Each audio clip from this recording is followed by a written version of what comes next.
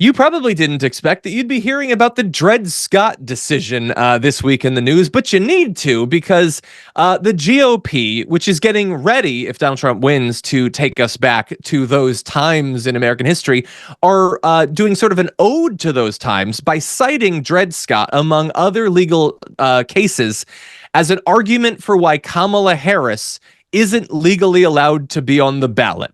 And just so you don't think we're exaggerating, if we could bring up the actual resolution, you can see Dred Scott v. Sanford being used as an argument for why not only Kamala Harris, but also previously Vivek Ramaswamy and Nikki Haley don't get to be politicians on the ballot because their parents were not American citizens at the time of their birth.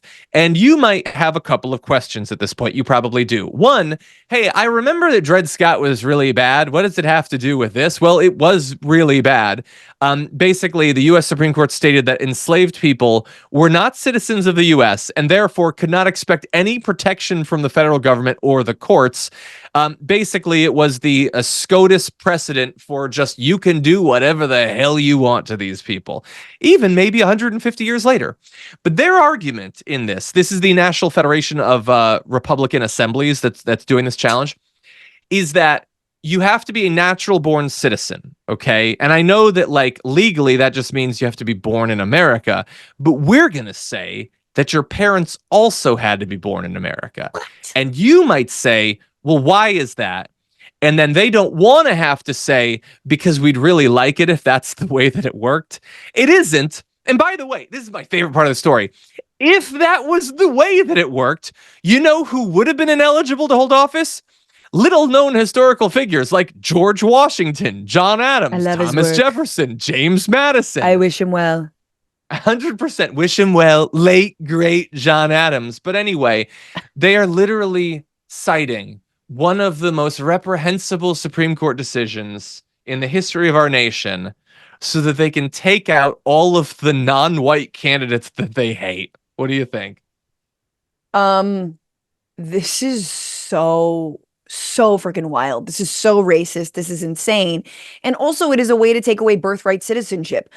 By virtue of the fact that you were born in this country, it makes you an effing citizen. But if you're brown, no, not that. So it is this like weird way of doing that. I'm not sure what they're trying to do, if they're trying to do this now, but honestly, they're also probably trying to do it in the future. Like, don't be surprised if you see the GOP moving forward.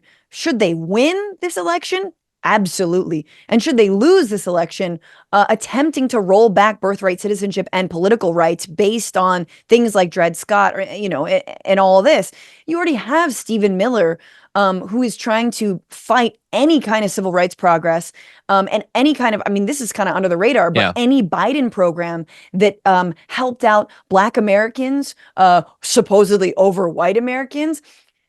Stephen Miller and his whole legal team are all fighting that. This is all like white grievance politics, 100%. White lives matter, but just in legal framework. Yeah. I'm going to close with my second favorite thing about this, which is that I don't know that Alina Habba necessarily was involved in this. I don't have any reason to believe it, except this. So Dred Scott seems to be like the intellectual core of this, but you can't just put one case that you're citing. You have to put others. But then you'd have to like read them or whatever. And that's a lot of reading. They don't want to do that. So apparently they missed that one of the cases they cite, it's in that first graphic we showed you, Perkins v. Elg. In that decision, it says a child born here of alien parentage becomes a citizen of the United States. So they directly contradict themselves with the newer. Like that came out 60 years after Dred Scott. But again, it's so many words. And I'm just trying to do a racism. I don't want to have to read.